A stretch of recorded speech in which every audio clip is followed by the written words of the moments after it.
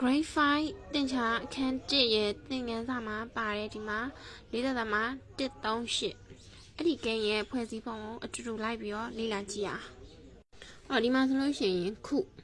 ဟုတ်ပြီနော်လေးဒီခုနေရာမှာရှိတဲ့ကိန်းဖြစ်ပြီးတော့ဒီမှာတသမနောက်တနေရာမှာရှိတဲ့ကိန်းဒီ1ဒီဆယ်လီစိတ်ဖြစ်ရင်ဒီမှာနောက်တစ်ခုဒီမှာ3ဒီရာလီစိတ်ထောင်လီစိတ်ဟုတ်ပြီနော်အဲ့တော့ဒီမှာလေးဒီခုနေရာမှာရှိရယ်ခုပြီးရင်နောက်တစ်ခါဒီမှာတသမအဲ့တော့တသမနောက်တနေရာမှာရှိရယ်ကိန်းလေးဒီမှာ1အဲ့တော့သူ့ဒီ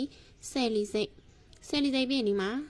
တသမရဲ့နောက်2နေရာမြောက်ပေါ့နော်2နေရာမြောက်မှာရှိရယ်ကိန်းဒီရာလီစိတ်ပြီးရင်ဒီမှာသူ့ဒီထောင်လီစိတ်အဲ့ဒါဆိုရင်ဒီမှာဆိုရင်1ကခုအဲ့တော့ဒီမှာ4တသမ138မှာဆိုရင်1ဘယ်နှကြိမ်ပါဝင်မလဲအဲ့တော့ဒီမှာ4ဆိုတဲ့အတွက်4ချိန်ပါဝင်မှာပေါ့ဟုတ်ပြီနော်အဲ့ဒါဆိုရင်ဒီမှာ4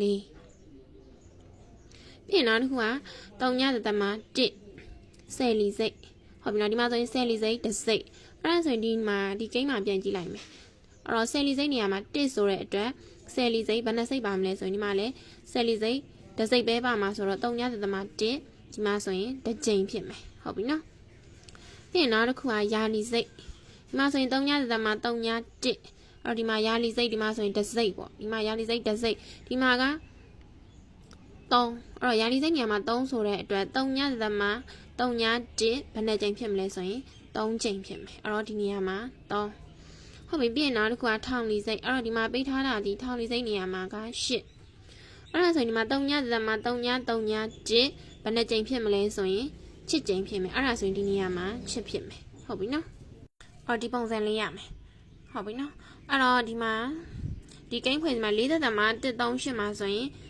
4ချိန်ပါမယ်ပြီးရင်နောက်တစ်ခုက3ညသက်သမ1က1ချိန်ပြီးရင်3ညသက်သမ3ည1က3ချိန်ပါမယ်ပြီးရင်နောက်တစ်ခု3ညသက်သမ3ည1က6ချိန်ဒီမှာအောက်မှာပေးထားတဲ့ဇယားလေးကိုဖြည့်ကြည့်မယ်အဲ့တော့ဒီမှာ4သက်သမ138ညီမချင်း1အမြ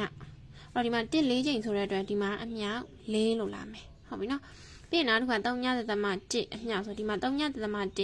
စ်ကြိမ်ဖြစ်တဲ့အတွက်3ညသမ1အမြ1ပြီးရင်နောက်တစ်ခုဒီမှာကွက်လက်တစ်ခု3ညသမ3ည1အမြအဲ့တော့ဒီမှာဆိုလို့ရှိရင်3ညသမ3ည1က3ကြိမ်ပါတဲ့အတွက်ဒီမှာဆိုရင်3ဟုတ်ပြီနော်အဲ့တော့3ညသမ3ည1အမြ3ပြီးရင်နောက်တစ်ခုကအပါ3ညသမ3ည1အမြအဲ့တော့ဒီမှာဆိုလို့ရှိရင်3ညသမ3ည1က7ကြိမ်ပါတဲ့အတွက်ဒီမှာ